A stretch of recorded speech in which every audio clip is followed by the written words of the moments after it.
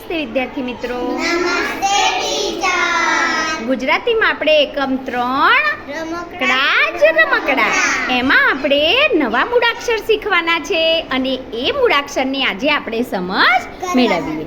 લાવ પેન આપો તો બેટા. ચાલો બધાનું ધ્યાન અહીંયા. હા ચાલો આ જુઓ, આ ચિત્રની તમારે પહેલાં તો ઓળખ મેળવવાની. આ ચિત્ર શાનું છે ખબર? ક્ષત્રિય. એના હાથમાં તલવાર છે તો એને ક્ષત્રિય કહેવાય. અને જુઓ અહીં ક્ષ લખેલો છે. ચાલો બધા બોલો તો ક્ષત્રિય. ક્ષત્રિય. જુઓ ક્ષત્રિય એવું બોલીએ ને ત્યારે આ લાલ રંગનો અક્ષર છે ને એ છે ક્ષ. આ શું છે? ક્ષ. હવે બીજો અક્ષર શીખીએ. જોજો આ બધા. આ છે શ્રવણનું ચિત્ર. તમે ક્યાંક જોયું પણ હશે.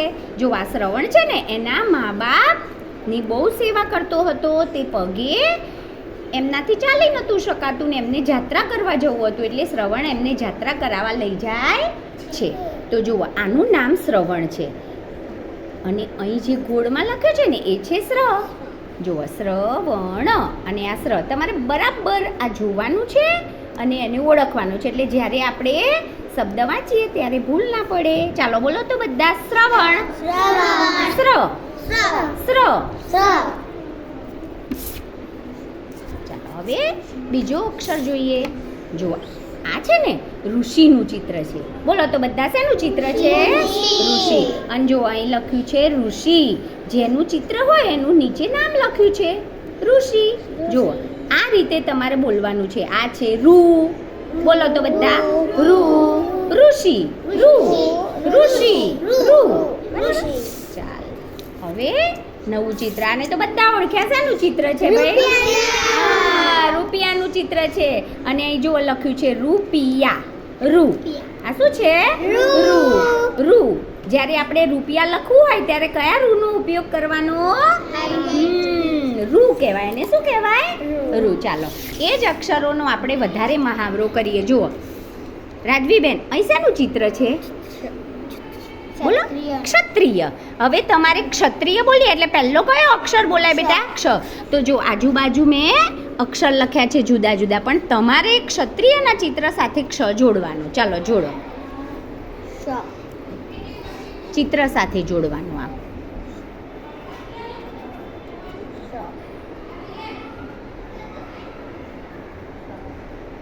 ખૂબ સરસ. જુઓ એક પણ ક્ષ બાકી છે.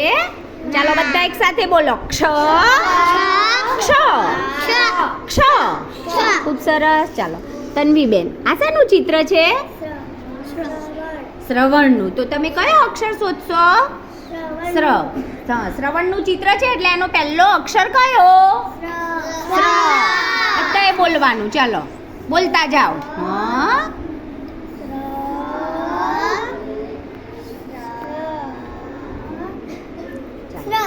ખૂબ સરસ બેટા. શાબાશ. ચાલો વિહાનભાઈ તમારી પાસે શેનું ચિત્ર છે? વિહાન શેનું ચિત્ર છે? હા ઋષિનું. જોરથી બોલવાનું બેટા. રૂ મળી જાય એટલે જોરથી રૂ એમ બોલવાનું. હા બધાએ જોવાનું. હા અને રૂ.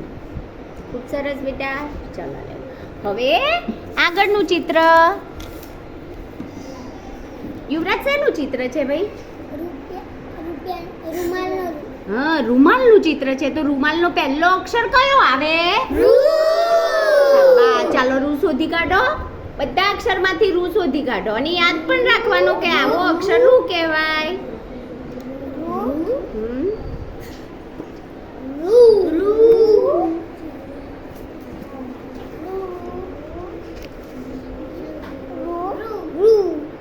વાહ ખૂબ સરસ. ચાલો હવે જુઓ હું તમને લખીને પણ બતાવી દઉં. જો આ બધાની નજર અહીં. હા ચાલો આપણે ક્ષ કેવી રીતે લખીએ છીએ? જુઓ આ છે ક્ષ. આ શેનું ચિત્ર છે? ક્ષ. તો જુઓ પકડ બેટા સ્લેટ પકડ. અહીં જોજો. હા આમ કરી આપણે યજ્ઞનો યનો વળાંક કરીએ છીએ ને એમ કરીને અહીંયાથી આમ. ચાલો શું બની ગયું? ચાલો હવે શ્ર શીખવાડું તમને. જુઓ હવે શ્ર કેવી રીતે લખીશું? તો આમ અને પછી લીટી કરીને અહીં શની સાથે ર જોડાય છે. શરણાઈના સ સાથે ર જોડાય એટલે બની જાય ર. હવે આપણે રૂ શીખીએ છીએ. જો આ છે રૂ. આ કયો અક્ષર છે? રૂ. આમ તમે લખતા હતા ને એમ લખી અને આમ બની ગયો ઋષિનો અને આ છે રૂપિયાનો અને રૂમાલનો રૂ. આપણે જ્યારે રૂપિયા લખીએ ત્યારે આવા રૂનો ઉપયોગ થાય. ચાલો બધાને યાદ રહી ગયું ને? તો ચાલો હવે આપણે શબ્દ વાંચનનો મહાવરો કરીએ. બધાએ પોતાનું શબ્દ કાર્ડ લેવાનું છે. ચાલો તમારી પાસે શેનું કાર્ડ છે બેટા? ચાલો આ શું છે? ક્ષત્રિયનો ક્ષ બોલાય. શું બોલાય? બધા બોલો તો ક્ષ. ચાલો ચિત્ર બતાવતા જાઓ અને વાંચતા પણ જાઓ. બોલો ક્ષ એવું બોલો. અહીં બતાવો બેટા. ક્ષત્રિય ક્ષ. રક્ષા ક્ષય ક્ષમા શ્રાળ મોક્ષ. શું બોલાય? હા. રક્ષણ પરીક્ષા રાક્ષસ દક્ષિણ. ખૂબ સરસ બેટા. ચાલો તમારી પાસે શેનું કાર્ડ છે? શ્રવણ શ્રવ અશ્રુ શ્રમ શ્રેય શ્રોતા આશ્રમ શ્રવણ શ્રમિક શ્રમાન પવિત્રમ પરિશ્રીમાન. આ શું લખ્યું છે બેટા? શ્રીમાન. આ શ્રીમાન અને પરિશ્રમ. સરસ. ચાલો તમારી પાસે શેનું કાર્ડ છે ધ્યાનાબેન? ઋષિનો રૂ. અરે વાહ. ચાલો અહીંથી બતાવો ચિત્ર બધાને. હા ઋષિનો રૂ. હા અને નીચે શું લખ્યું છે?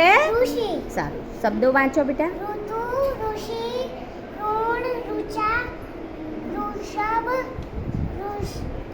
ઋષિલા ઋષિકેશ ઋગ્વેદી ઋગ્વેદ. ઋગ્વેદ ઋષભેદ. ફરીથી વાંચો. એ મોટો શબ્દ છે ને, ધીમે ધીમે વાંચો. ઋષભ હા ઋષભદેવ. શું લખ્યું છે? ઋષભદેવ. હા. ચાલો આ શેનું ચિત્ર છે ભાઈ? રૂપિયાનો રૂ. હા રૂપિયો. રૂપિયા. રૂમ રૂપ રૂમ જરૂર રૂબરૂ. સરસ. રૂઠું રૂમાલ રૂપિયા રૂપિયા રૂપાળું મશરૂમ. વેરી ગુડ બેટા. ખૂબ સરસ. ચાલો હવે જુઓ તમારી બુક નંબર. હવે જુઓ અધ્યયન સંપુટમાં પેજ નંબર 37 ઉપર જુઓ તમારે મૂળાક્ષર ઓળખવાના છે અને એની ઉપર ગોળ કરવાનું છે. જુઓ બેટા હેલીબેન તમારી પાસે કયો અક્ષર છે? ક્ષ. શું બોલાય? ક્ષ. જ્યારે આ અક્ષરમાં તમને ક્ષ દેખાય એટલે એની ઉપર ગોળ કરવાનું અને જોરથી બોલવાનું છે. ચાલો બધાની નજર અહીં.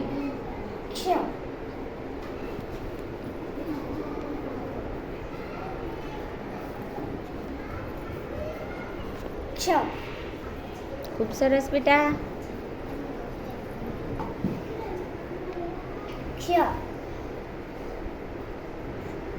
શાબાશ. બધાએ જોવાનું. હા અને જુઓ અહીં મેં 4 શબ્દો લખ્યા છે. એ શબ્દમાંથી વાંચવાનો શબ્દ અને ક્ષ ઉપર ગોળ કરવાનું. ચલો પહેલો શબ્દ વાંચો. બધાએ વાંચી શકાય. રાક્ષસ. સરસ. ચાલો એમાંથી ક્ષ છે આ તો ગોળ કરી દો. ચલો બીજો શબ્દ વાંચો. રિહાની વાંચો બીજો શબ્દ. ક્ષત્રિય. એમાં ક્ષ શોધીને ગોળ કરો. બધાએ વાંચવા પ્રયત્ન કરવાનો ભાઈ. ક્ષણ. ક્ષમા. સ ના બોલાઈ જાય એનું ધ્યાન રાખવાનું. ક્ષ બોલાય. ક ને શ જોડાય છે. ક અને શ જોડાક્ષર છે. ચાલો જાનવીબેન કયો અક્ષર છે? શ્રવણનો શ્ર. એમ ચલો તો શું કરશો? આ અક્ષરમાંથી સ્ર શોધવાનું અને જોરથી બોલવાનું સ્ર મળે એટલે. શ્ર. શ્ર. શ્ર. શ્ર. અરે વાહ બેટા, હવે આ શબ્દો છે એમાંથી તમારે એને વાંચવા દો હો બેટા. શ્રવણ. શાબાશ. આશ્રમ. એમાં વચ્ચે છે સ્ર. ક્યાં છે? વચ્ચે. શ્રમ. શ્રમ. એમાં સ્ર ક્યાં છે ભાઈ? પેલ્લો. પહેલો. અને મિશ્રણ. મિશ્રણમાં સ્ર ક્યાં છે?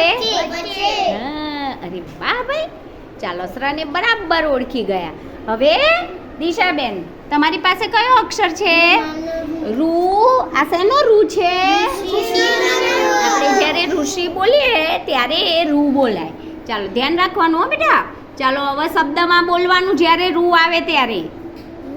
હા, એટલે આપણને પાક્કું થઈ જાય કે આ અક્ષરનું નામ રૂ છે. અરે વાહ. હવે નીચે શબ્દો લખ્યા છે ને એમાંથી રૂ.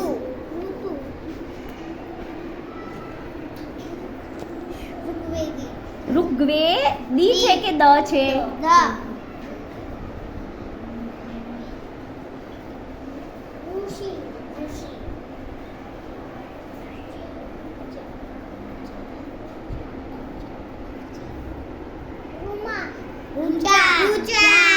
રૂચા. હા, થોડું એવું છે ને એટલે એમ એવું લાગે. ચલો રૂચા. આપણા વાર્તામાં આવતું હતું ને, કોની બેનનું નામ હતું રૂચા? અક્ષયની બેન. ચાલો હવે યશવી બેન પાસે કયો? અરે વાહ, રૂ છે તો. હા.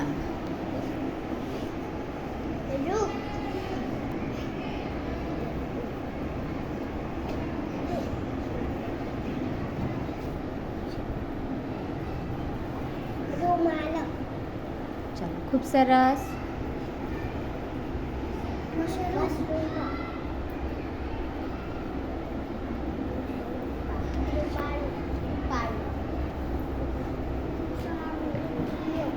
જોરથી બોલો બેટા.